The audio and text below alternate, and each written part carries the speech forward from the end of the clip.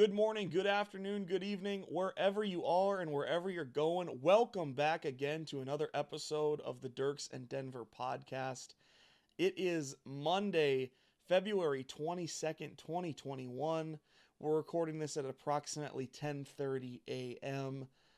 We're a little behind schedule, but that's not to either of our fault. We needed a little break. This is usually our weekend in review episode. But we're here on a Monday. We're gonna talk WandaVision. We're gonna do some best of Twitter stuff. You know, our staple segment at this point. And since there wasn't a ton of newsy stuff, we're just gonna have some fun today. But before we get into that, I have to ask, how are you today, Denver? Fantastic. I feel much better. I was not feeling the best yesterday. Came back, woke up this morning, was feeling pretty good. So I'm here. I'm ready. Let's get going. How are you? I'm just vibing. I had a great weekend. Nice little relaxing weekend. Nothing out of the ordinary, but it's good to be back. It felt like an eternity, kind of just waiting here, and it was only a couple of days. I think that's a good thing, right? Yeah. All right, we said it already. Before you go any further, if you're listening to this from any of our platforms, but especially, you know it, Spotify, this is going to contain some spoilers. We are talking about WandaVision, specifically episodes 6 and 7. So if you have not watched it yet, and or you do not want spoilers for some reason, don't listen. We'll have more for you. The timestamps for everything will be down in the comments and the descriptions of these episodes. If you want to skip ahead, we'd appreciate it. But you've been warned. Just take it as that, all right? Now let's get into it.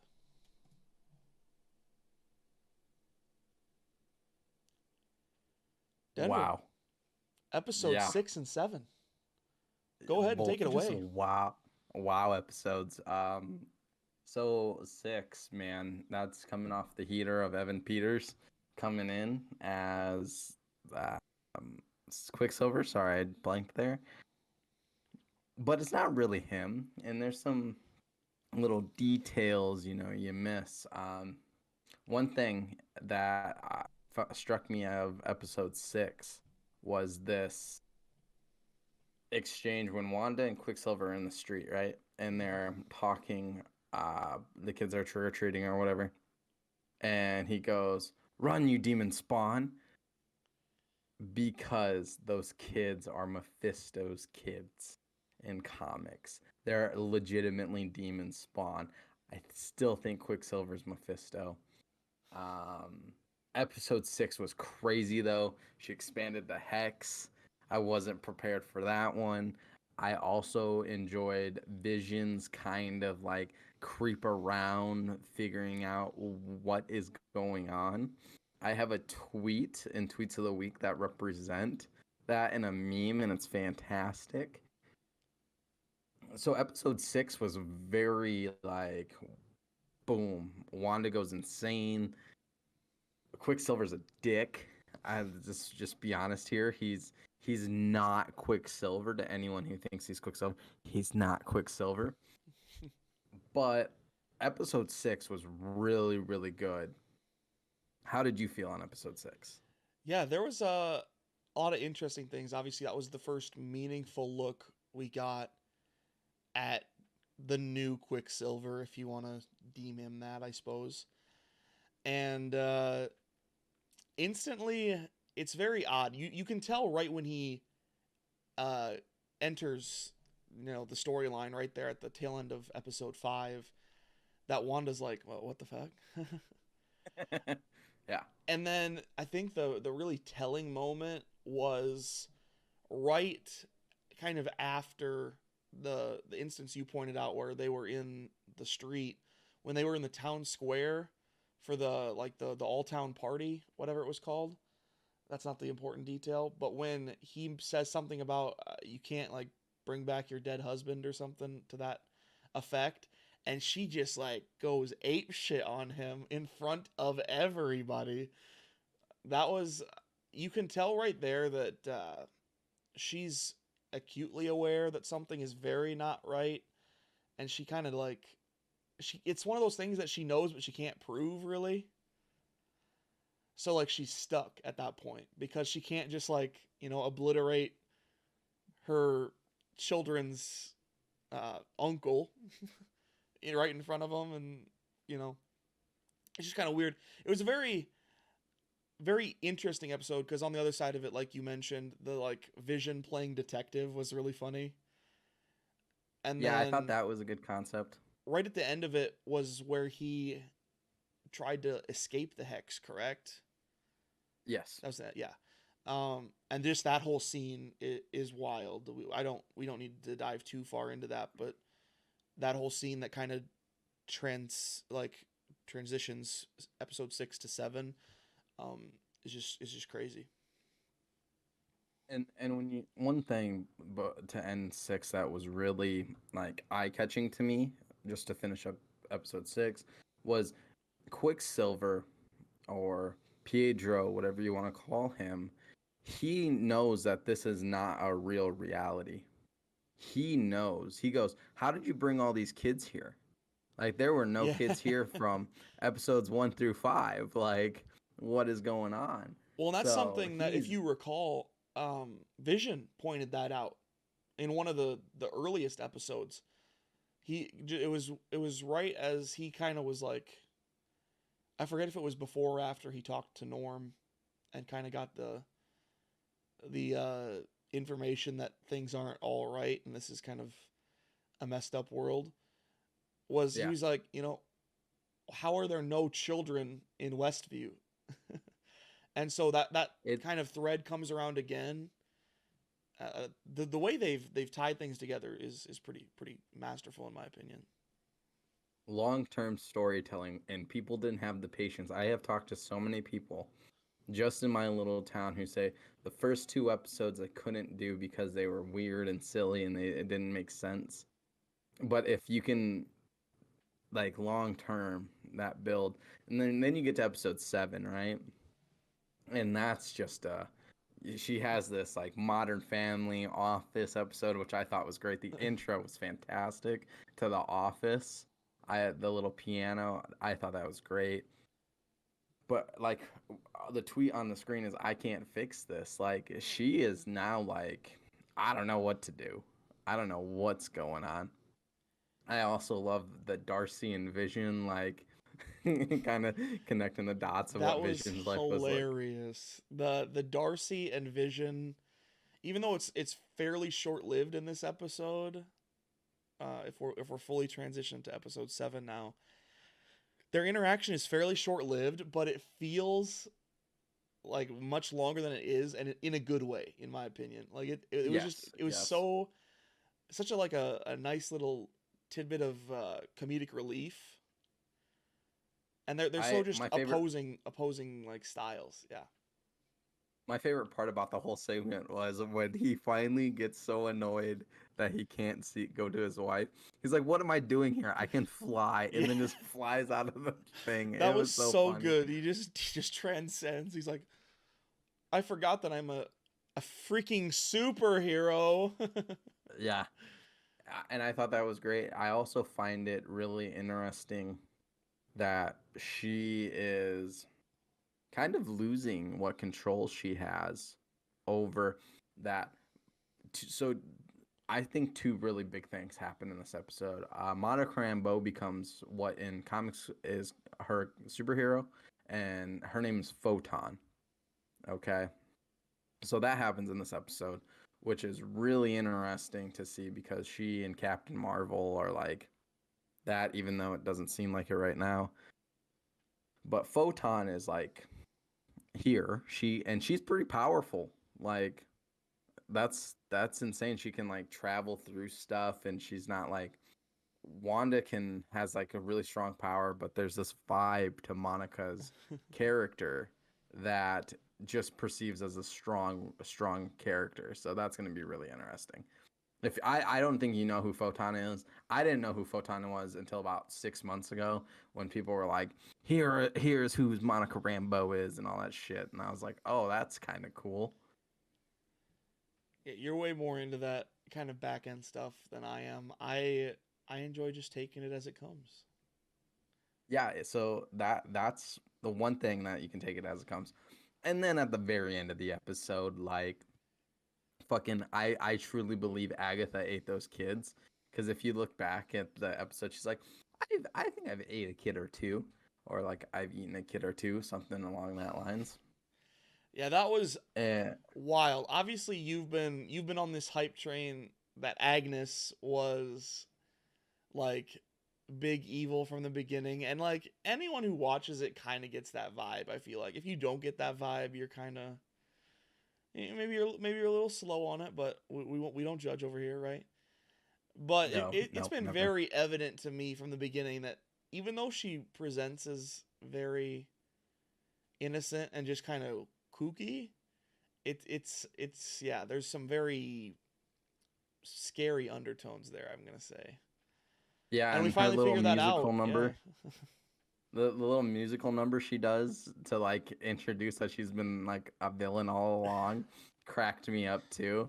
I thought that was great, but I loved like the oh my god, I forgot the name, but that book, that book has like some magical shit in it, and it's about to get really real. And so her coming down, and she has a little cat, that's her thing. So, but that little dungeon is like her, how do I word it? Like, I think that's where hell is. Hmm. Like, that's like, there's hell in that thing. So, that was a good reveal. On the note of the book, I'm pretty sure that's Tom Riddle's diary, and we're in store for a Harry Potter Marvel crossover here very soon. Wouldn't that be amazing if that was the Theories. big reveal? That the big reveal. Daniel Radcliffe comes in, Avada Kedavra, blows everything up. And then my apologies, I don't remember the actor that plays Hagrid, but then he's like you just hear his voiceover in the background. You're a wizard, Harry. um, and then for the first time ever, there was an end credit scene, which I thought there was going to be one at every episode, but Yeah, that's been a big Monica, bummer for the big MCU fans. I've literally waited the we talked about this last time, I feel like how every credit scene is or every end credit sequence is like 8 minutes long. And so you're sitting there, the episode feels like it ends early if you're like seeing how long there's left in the episode, and you sit there waiting because we've been conditioned to think that we're getting bonus content in the middle of every credit sequence, and there's been nothing up until this one. yeah, But and this one actually has like some kind of weird ramifications. Monica's snooping around Agnes's house or Agatha's house, and so with that, you get Quicksilver coming in and being like, "Snooper's gonna snoop, like swiper no swipey, like get out of here, man." Like I want to know. I really hope like Mephisto is Quicksilver, but I really want to know who this Quicksilver is. Who did she make Quicksilver? Because everybody in town kind of has their own identity outside of the hex. Like that's why we're here. mm-hmm. But Quicksilver wasn't in that town. Pietro wasn't in that town. So how did he come about? So it's very interesting, and I'm excited to see the last two episodes, to see where we get. Yeah, so episode 8 comes out here on Friday. What day would that be? The 26th. And then March 5. Yeah, March 5 is the last one. And then if I'm right, and this is kind of getting off a tangent, but we're kind of wrapping up here. Doesn't episode 1 of Falcon and the Winter Soldier come out not too yeah. long There's after that? 2 weeks, Yeah. so it'll be March 5th, and then when they come back on March 18th Plenty is the of release date for Captain. Marvel content coming up. Oh, we love to see it. But yeah. Then what's right after that? Oh, L- go ahead. Loki. That's what I thought. Yeah.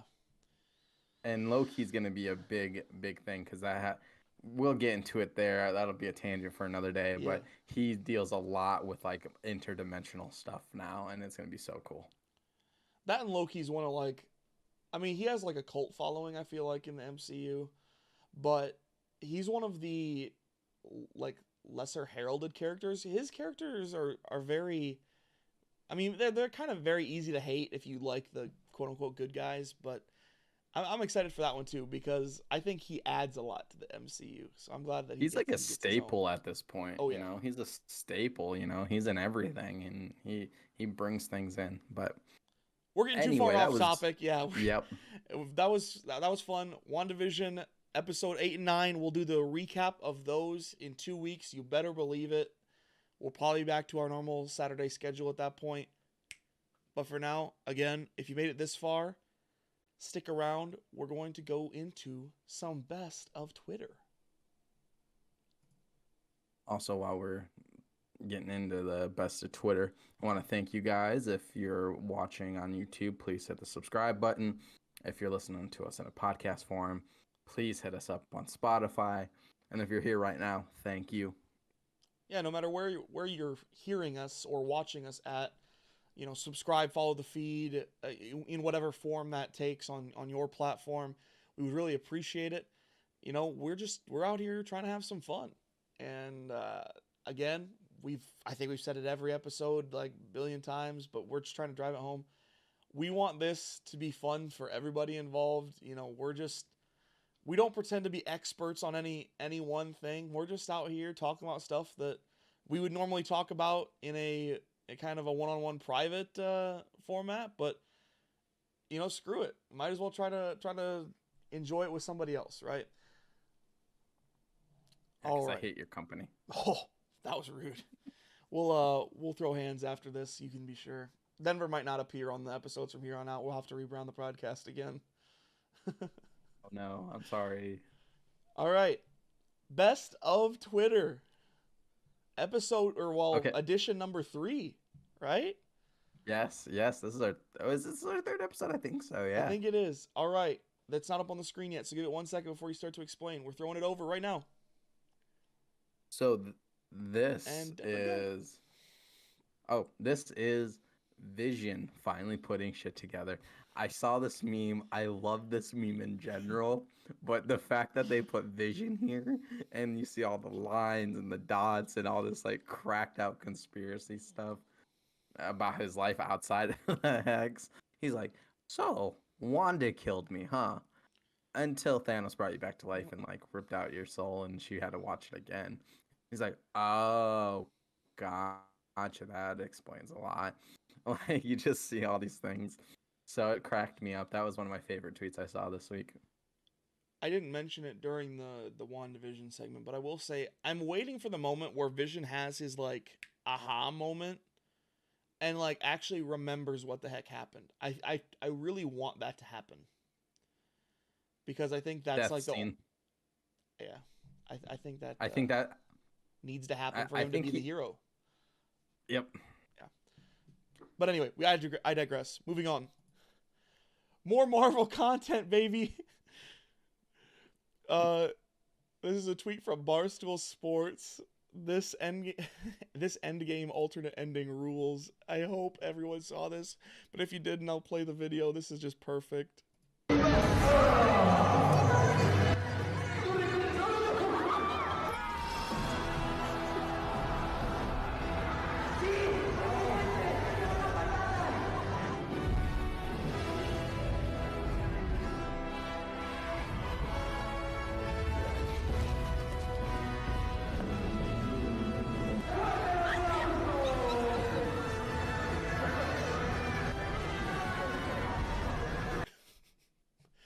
So there you go.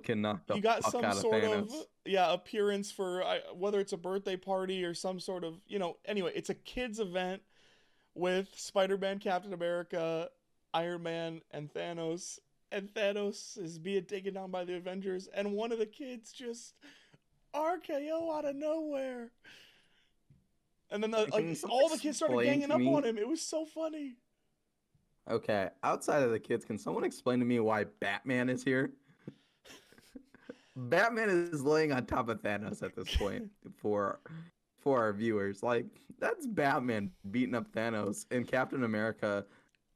I'm not sure that they care about the overlap at this point. But yeah, I just love I want that. to connect the The dots. kids just absolutely beating the piss out of yeah. All right. Moving on. Denver's second tweet. Okay, so recently I've been looking at PCs a lot, and I just find it so funny how accurate this is. Because, like, right now I'm wearing a dark gray hoodie and a black hat, but my PC that I want looks like a fucking rainbow, and I can make it any color I want. Like, it cracks me up.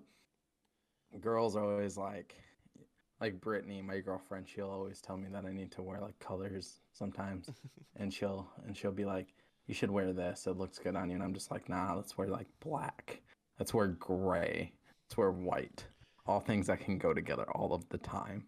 And I can't help but feel like shade is being thrown my way right now because I am also wearing a black hat and a gray hoodie, and I got the beautiful RGB in the background. Don't worry, baby. You don't gotta listen to them. They're just haters. They're just absolute haters. Moving on. A tweet from everybody's favorite astrophysicist, Neil deGrasse Tyson. We just need a segment at this point to Neil deGrasse Tyson tweets because he has some absolute bangers. I love this man. Anyway, NASA scientists and engineers successfully landed a rover and a helicopter on planet Mars, where it's 100 degrees below zero and 120 million miles away. On that same day, it was cold in Texas. Millions of people lost electricity. My conclusion, maybe NASA, not politicians, should run Texas. Shots fired. I would love how we went from last week. I don't want this to be a political podcast to the most Hey, political no, no, no, no, tweet. no, no, no, no, no, no, no, no. It's a joke about politicians. We're not making it political. Don't make it political. Do that shit. That's an hilarious tweet. I will say that. Neil deGrasse Tyson. I love when he goes on like talk shows because he is genuinely a funny guy. Oh, he's so funny, and it's such a different form of comedy because you can tell that I mean, in his day-to-day life, he's got to be fairly serious. But the dude has almost boundless comedy. Yeah, I love Neil deGrasse Tyson. I could gush all day. All right, Denver, here we go. Do you wanna just have me play the video first, or do you want to talk about what's gonna happen here first? We should do no matter what you say. NSFW warning. This gets a little bit wild. Let's just play it because there's just no way to react to this. other than just organically.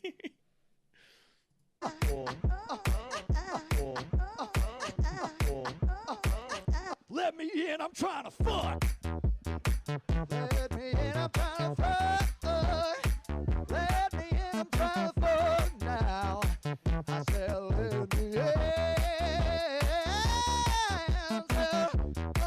You gotta let me have it. Let me get a pop. All right. So several takeaways from this. One, this guy actually has a good voice. I don't even care what you say. Oh yeah, absolutely banger. Two, can you imagine being at that like coffee lunch house, like whatever that is, when this guy comes in with the piano and he's like, "Let me in, I'm trying to fuck." Like, what? And then the third thing is I love how this guy, so if you're watching in video format, there is a guy in the pink shorts and a black shirt, like right in the middle, and he gets so into it. Oh, he gets starts so clapping. into it right in the middle. It's actually hilarious. He starts clapping, and I'm like, bruh, this is pure comedy gold. I didn't find very many good tweets this week, but this one struck me as just like, what is this? What is the world? Absolutely. The last part of the formal best tweets or best of Twitter tweets of the week, whatever you want to call it. Number 3. We're bringing back kind of an old video, but I couldn't help but need to show this to people. Warren Sharp, go follow this man if you want betting advice for sports. He's made me a little bit of money, but I'm just bad in general. Sometimes I don't listen to him and I pay for it, quite literally. But anyway, his tweet, my son just asked me about baseball for the first time. This is not a baseball house. So I pulled up this old video and said a former pro will describe the game to him. Now, if you haven't seen this, it's 2 minutes, but it's 2 minutes well worth your time. You just kind of got to let it go. Just like that past one, but for different reasons. Here we go. Baseball. Oh, okay. We have some pillows. We have some pillows on the dirt, and then we have some grass, and then we have people that stand all around. They make a grabbing of the downstairs, grab of crouch, look around. Then man with stick is there, and then man look at stick man, and look at man with glove, and he make like this one. For like 1 minute with a man, and then he, boom, he throw a ball to the stick man, and the stick man may hit. If he make a miss of 3 times, then out. But if 4 times the throw is bad, boom, then he may walk to a pillow. Or if he make a hit of ball and it go to the side of the paints, then it is more hits and hits and hits. But if he hit a ball very far, then he may run on all the pillows around the pillows. And sometimes someone is stealing the pillows, and sometimes a man is, if you hit a man with a ball, then he may run to the pillows. And many people, and the boys in the trench, they sit in the trench, and they look around, and they spit in the hat, and then clap and spit, and then they run to the field, and then they make a trade in 9 times, but time out on the 7. After 7 times I've run on field, everyone sing a song about popcorn, and then they do more hits and throws.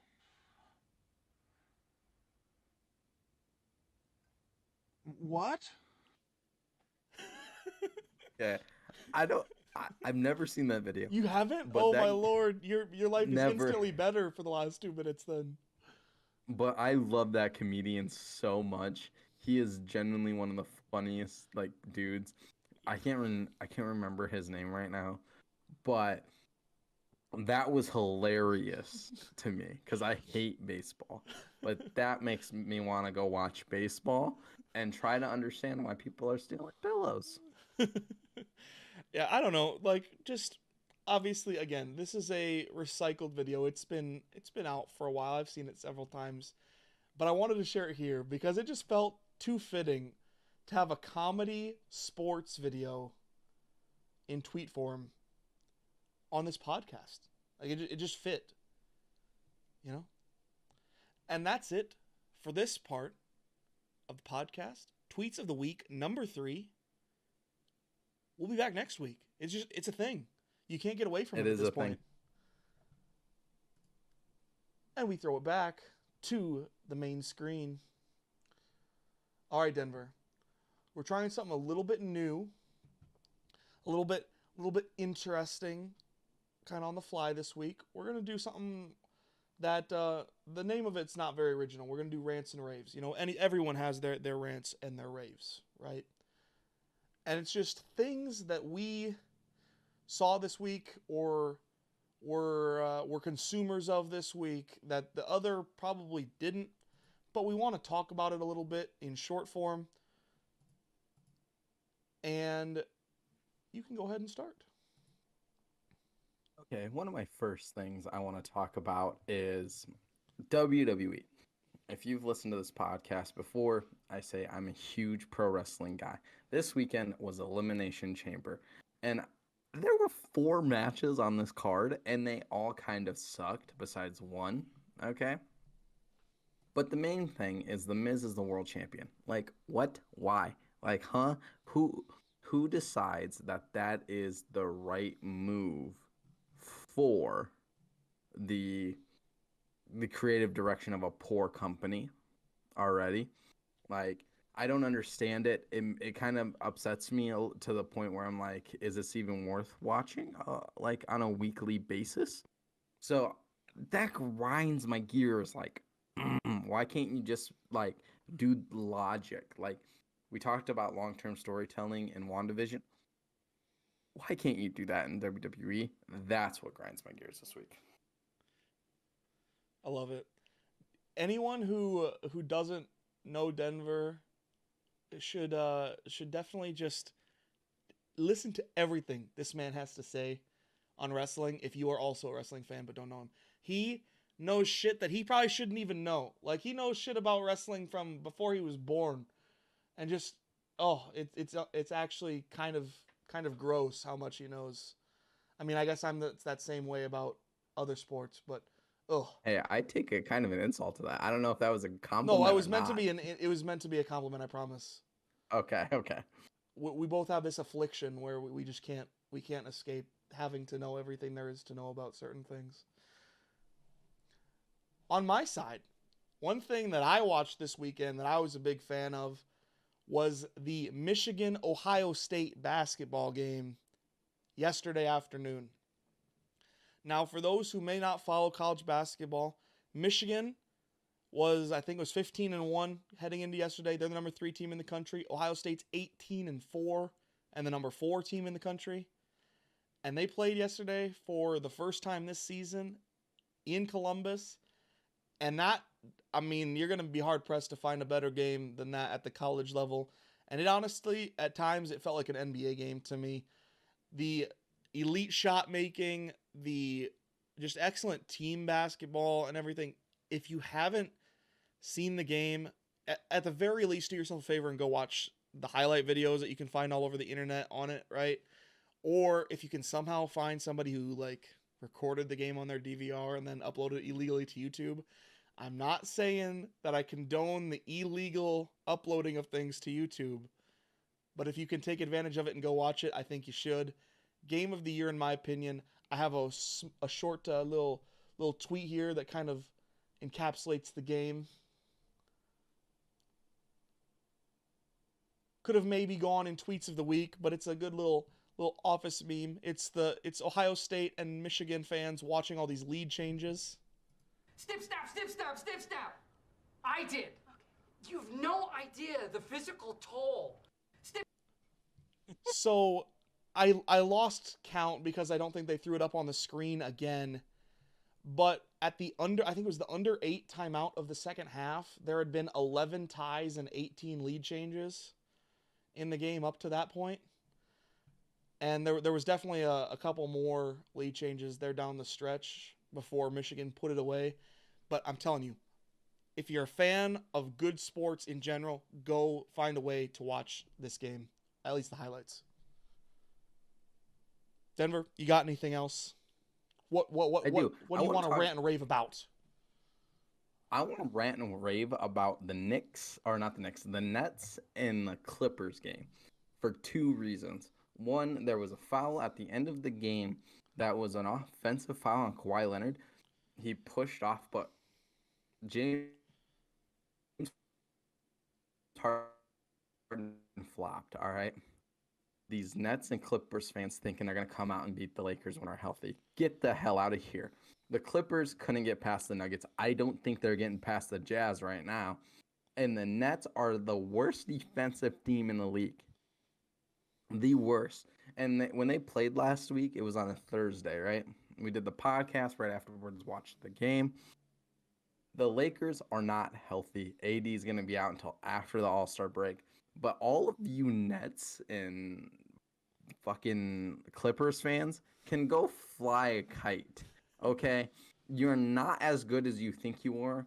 You have great talent. But you need to play defense for the Nets. You need to learn what defense is. You know, that thing where you prevent the guy from scoring. That needs to happen. And then the Clippers, you need to leave LA. It's not ever going to be your town. You're not as good as you think you are. You guys thought you guys were dogs last year. And now this year, you're coming out again thinking, oh, we're the best team in LA. Get the hell out of here. Who you got in the center position? Zubac? Zubaka? What? Who?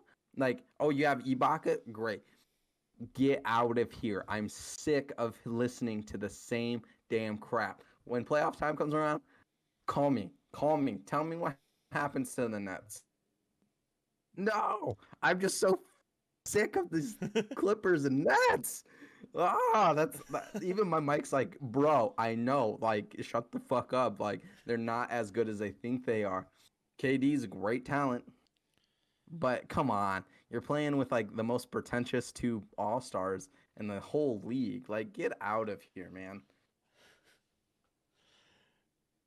And that has been That's Denver's it. Rants and Raves. Yeah. Welcome. I want to do this every week. I bet this segment right here gets us so many views when we start talking and getting heated. My second rave, because all I saw was good shit these last couple of days. No negativity. I'm not getting worked up like Denver over there. I'm a pessimist. Obviously, I think the Clippers live rent free in Denver's head. It's unfortunate. But the other sporting event that I watched and had a great interest in over the weekend was the top-ranked boxing title fight between Miguel Berchelt and Oscar Valdez. And folks, if you didn't see this knockout, you missed something. This was one of the just cleanest knockouts I've ever seen. I'm going to pull up the video for you right here. If you don't like this type of violence or whatever, I would highly advise you look away, because the way this transpires, one man goes to the ground and doesn't move for a while. I'll just leave it at that. We're going full screen. This deserves the full screen treatment, doesn't it? And I'm going to be quiet because just listen to the impact, right? All right, here we go.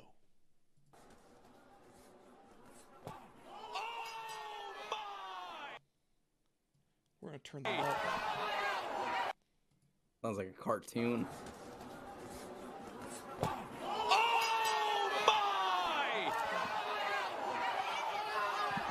Explosive!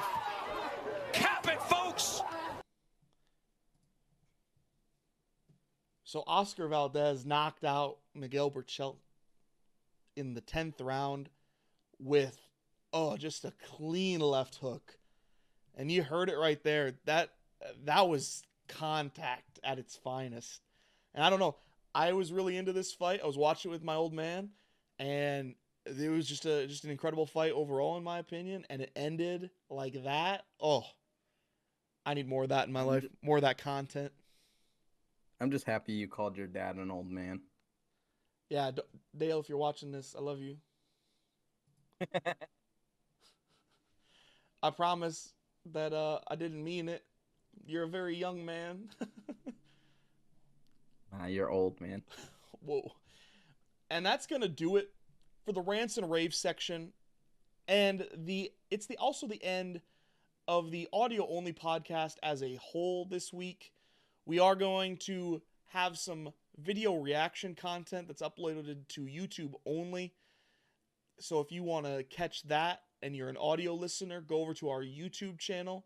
You can go to YouTube, search Dierks and Denver Podcast. We would love it if you joined us over there. But Denver, it's about that time that we sign out and express our gratitude for the wonderful people that listen to our stuff. Yeah, so again, thank you for coming out. Thank you for listening and watching, whatever you choose to prefer to hear our nice sensual voices on. That's great. We love the continuous growth that we see on whether it be our YouTube or our Twitch. I'm looking, and there's several people who have popped by in the Twitch. So thank you for watching us. If you've been here for some of it or all of it, whatever, we appreciate you. We love that you're helping us gain traction and getting us to be more entertaining and more relaxed while we do this and having no fears. So thank you. Please go follow us on Twitter. That's a big spot for us. We post Dierks Denver Pod.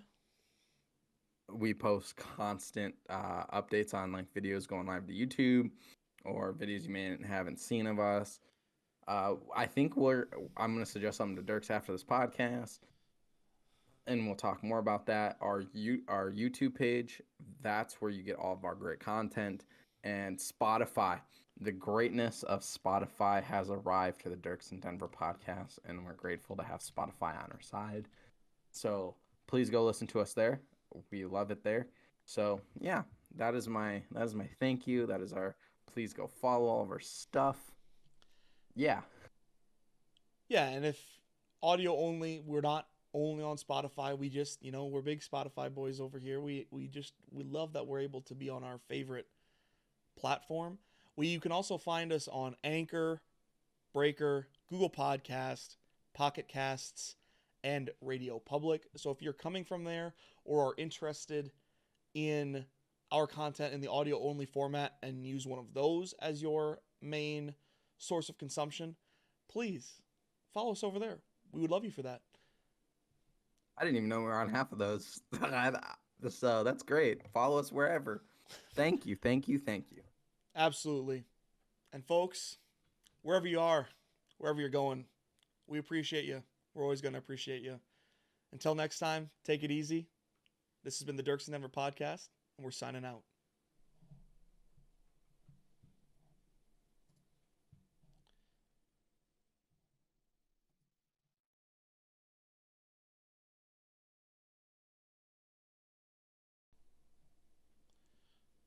All right, this is for those of you that are sticking around to the end of our episode from February 22nd.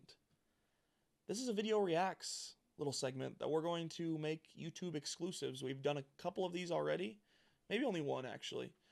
However, we're going to do this more regularly as we continue to make content, because it's something that we have fun doing. Both, it's fun for us to watch the videos, but the learning part of it is also, I think, very beneficial for us, that we're just, trying to get smarter,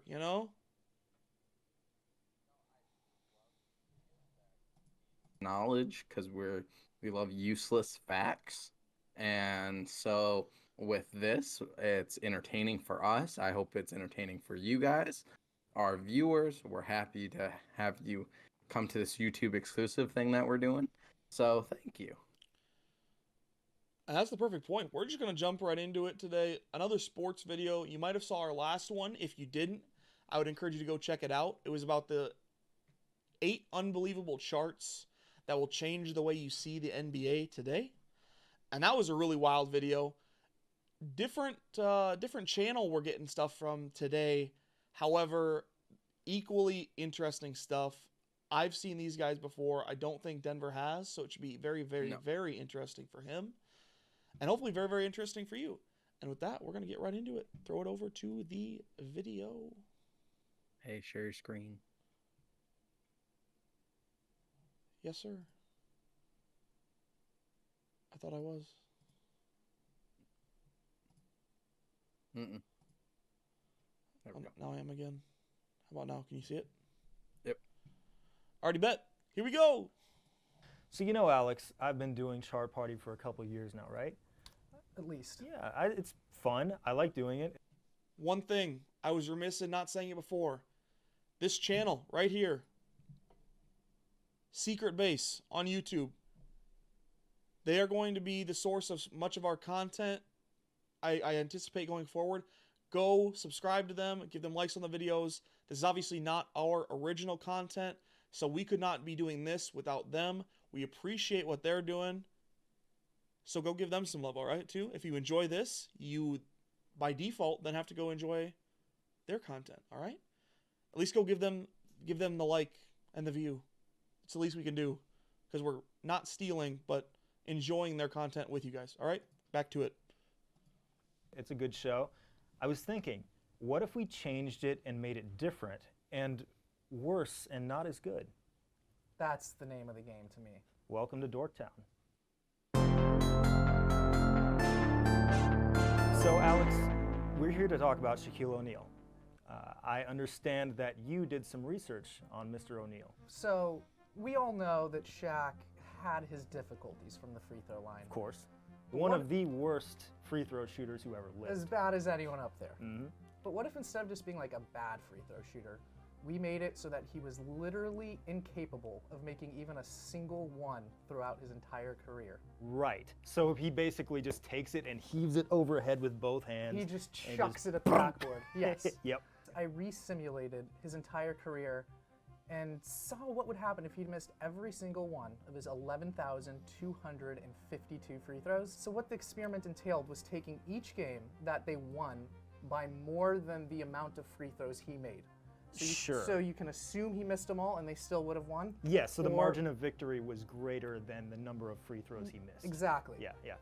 If the margin of victory was less than the amount of free throws he made, I changed that from a win to a loss. And I did this for every season of his career. And as you can see here, the results are still pretty damn impressive. His teams are almost always still in the playoffs. When you go through it, in reality, every single, or most years of his career, his team was a top 4 seed in the playoffs, right? Sure. When you take out those games that they won but would have lost, 8 of his seasons, his team would have either been the same seed or dropped by just 1. We can just wipe, what, like 5,000 or 6,000 Pause. free throw made? What a crazy stat that is, right?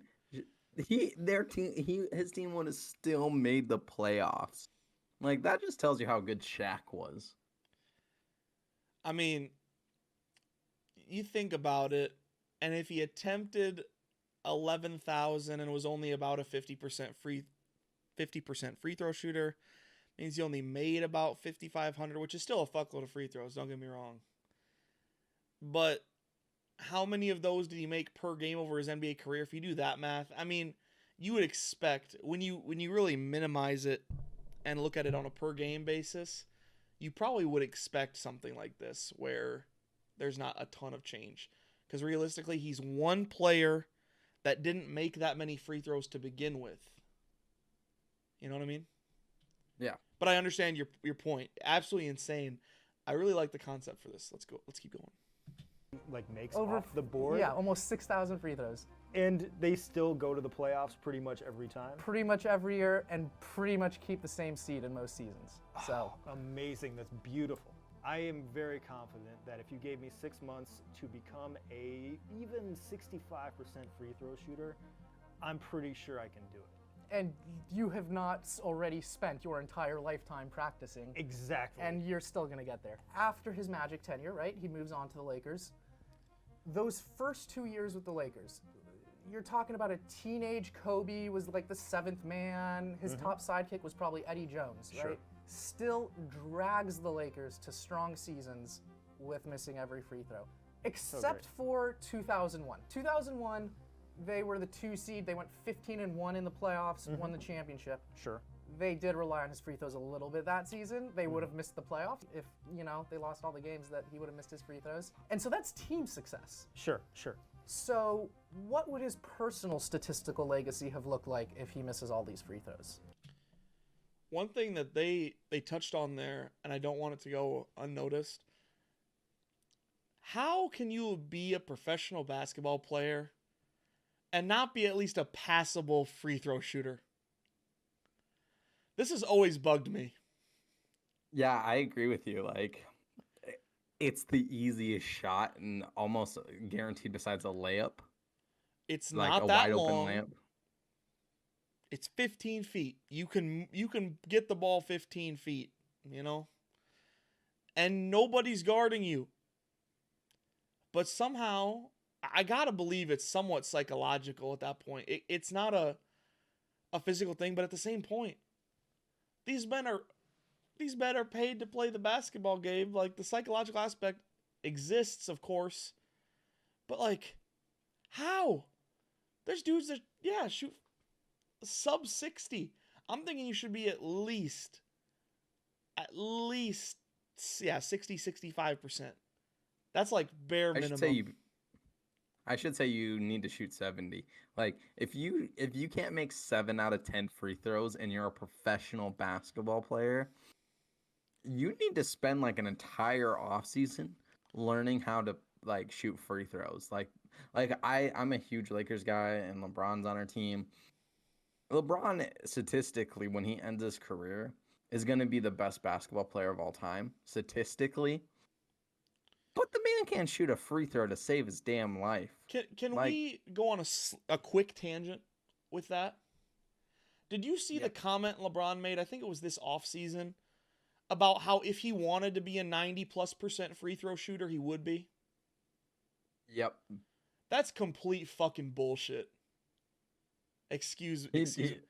There is, if he wanted to, what do you mean? Your free throw shooting costs your team games sometimes, brother. Yeah. Why do you not want to be? No, you're just not capable of shooting free throws on the same level as other dudes. It's just a fact. It might be his biggest flaw is the fact that he gets to the line so frequently and he's only a career like 70 to 75% free throw shooter. Which is still decent. I think it's under 70. Is it under 70? Ooh. Yeah, I think it's like 68 or 67. But yeah, that comment really bothered me. Obviously, you know I'm not like an active LeBron hater. I just don't like him. I don't actively like him. You're a LeBron hater. No, I'm not. If you don't currently actively like a person, you can be neutral. A disliker. You can be neutral and just like look at everything for what it is. Like I'm doing right here. This man says I could be a 90+% free throw shooter. Get out of here. If you wanted to be, or if you could be, you would be. It's just that simple in my opinion. All right, moving on. Glad you asked. Take away all his made free throws, he still would have had 10 consecutive seasons scoring 20 points per game or more, which in the annals of NBA history, all the guys that have done that, even with their freebies, it's not a very inclusive club. You can see all the guys that did it right here. It's not a lot of guys. Zoom in on his 99-2000 season, the year of his first championship in LA. 18 different times that season, he would have scored 30 without hitting a single free throw.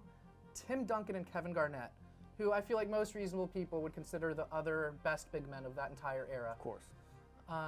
They played 40 combined seasons, 21 for Garnett, 19 for Duncan, and in their 40 seasons, two guys with 30 All-Star games, 3 MVPs between them, only did so in one of those seasons, had that many 30-point games with their free throws. And even throughout his career, over 100 times, Shaq would have scored 30 points without a free throw. Over 100. If you just don't try, then it's not going to be so bad. Just kick back. Like instead of it would count as a shot free throw if he just like heaved it into the scorer's table, right? You could do that. You don't even have to try really, and everything's gonna be fine. Even with this knocked off the board, even with thousands of free throws gone, you would still probably elect him to the Hall of Fame. First ballot. Yeah, no doubt. First ballot. No doubt. And you know, obviously, you take away almost 6,000 of his career points, he's gonna tumble down the all-time points leaderboard. But even still, he still winds up ahead of guys like David Robinson, Gary Payton, Larry Bird. No way. Take away all his free throws. I mean, he's above Bird, Payton, Robinson. Like, oh my God. I don't know what more you can say. He goes 0 for 11,252 in his career. He just slightly beats out the record for, you know, most free throw attempts in a career without a make, which was Ralph Wells with 7.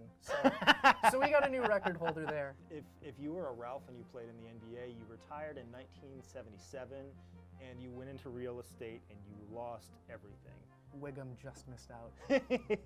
So I've got some numbers for you to sort of tack on to yours. This research was not quite as in-depth, but it's research nonetheless about Shaq and his three-point ability.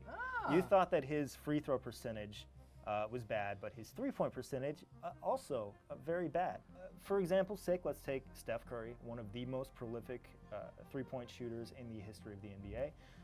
He, on average in his career, attempts a three about every 4.5 minutes he's on the court, right? Shaq, meanwhile, attempts a three-pointer once every 32 hours, approximately.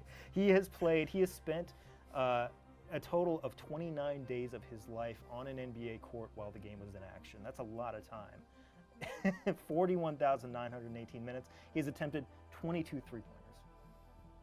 There is the one three-pointer that he made in his entire career. And look at the quality of this footage. It's like watching footage of Bigfoot. That's You that is can just see- beautiful. Look at that form. He You know just what- shot you know what that putted says it. to me, John? What? That says to me, Brian Hill, Phil Jackson, Del Harris, Pat Riley, they all misused him. Stretch They 5, totally Shaquille do. O'Neal. Oh my God. No, man. Shaq would have fit in today's NBA, confirmed. Put him in at the 1. Oh, Make him point guard. let's make basketball fun again. What we've got here is the yellow represents Steph Curry's three-point percentage throughout his career, which is about 436, right? And here we've got Shaq's field goal My percentage from goodness. each distance. So here he is from 0 to 1 feet. Of course, he's like 750, and it goes down. So what you're supposed to learn from this chart is once Shaq shoots from 6 or 7 feet away, he has a lower field goal percentage from 6 or 7 feet than Steph does from three-point range. And we just tag Shaq in this. Yo. Like, Oh, that'd like, be fucking yo, wonderful. Shaq. Yo, Shaq, have you ever seen this video about you? Like, That's crazy to think insane. about, though, that once you get to the 5-foot mark, he's worse shooting from more than 5 feet away than Steph is from shooting from 23 feet away. I don't even know. I don't even understand how. Like, Shaq must have been like the most. I know he was, but he was like the most dominant big of all time, and this clearly shows because, like, outside, like you said, outside of 5, he's garbage. Like, garbage. I have a better chance of making a was- 5-foot shot. That floater you got, it's got to be in this Shut the fuck up. in this 40-ish% range, maybe. That's yet to be seen. But yeah, obviously 5 feet and in. I mean, well, let's not even say 5 feet and in, because 500, so 50% is about right here. We'll say 3 feet and in. You're feeding the beast. But after that, it's a little. I feel like it's a little lackluster. I'm not gonna lie. Wow, Shaq doesn't look so good when you actually put like numbers and you compare people. Realistically, you think about it, right? So 52. I mean, I'm just eyeballing it. 52 is probably a little bit higher than this. So he shoots actually better on free throws than he does on anything from longer than 3 feet away. And we think he's awful at free throws. When you put it like that, Obviously, 3 feet and in, like you said, most dominant player ever. Because no one has had that type of height and athletic ability combined. And like size, right? Just pure bulk. But I think yeah, Shaq was just like, I think outside Shaq was just like, Shaq was like, you know what? I don't want to play besides 3 feet out. So you know what? well, That's what I I'm just mean, gonna do my whole to be career. fair, when you're that good at something, why wouldn't you just like, do that same thing over and over until someone stopped you? And he's made that comment several times. Like, no one can stop him. Like, I genuinely believe that now. But if I get Shaq outside of 3 feet, I got a good chance. You got a chance. All right, let's finish it out here. Less than a minute to go. All right, maybe you should actually stay close to the rim. Yeah, so that is the first episode of Dorktown. Oh, well, that's just the end of it. Perfect point. Yeah, that was just wild. I mean, there was a lot of good information in there. The thing that we kind of glossed over was the no free throw Shaq would have been still top 30 all time. That's kind of wild. And That's crazy because, like, and this Bird is part on that about. list. I mean, to be fair, Larry Bird had a short NBA career because of his back injury. So, like, that's a little True. unfair. Because, I mean, Shaq, Tim Duncan, Kevin Garnett, all these guys that he could be compared to, like, more or less one-to-one, they all had relatively long NBA careers. But the thing that really got me is, I mean, I think if you asked anybody, I'm in the camp that I think Tim Duncan is the best power forward. And I know, like, there's not really the traditional positions anymore, but that's a different topic for a different day. But if you're going the traditional definition of power forward, I still think Tim Duncan is the best power forward of all time. Yeah, I could agree with you there. And Kevin Garnett is like right up there. He's probably top 3, top 5 at the worst. Yeah. And they had one instance. Did I hear that right again? One instance of scoring 30 points without using free throws to get there. That's insane. That's crazy. Shaq Never Diesel. in my wildest dreams. Shaq Diesel. Legitimately. So that's going to do it for this video react segment that, again, we are tagging on to the end of our normal podcast. So thank you guys for sticking around on YouTube if you're seeing this. It will also be uploaded separately, so if you're viewing this in its standalone format, we thank you as well. Consider watching some of our other content. And with that, Denver, you have anything else to say to the people? Follow us on Twitter, subscribe to us here on YouTube, and if you listen on any platform that has podcasts, go follow us there. We are on quite a few. So thank you for watching us today, and hope you have a great day. See you later, everybody.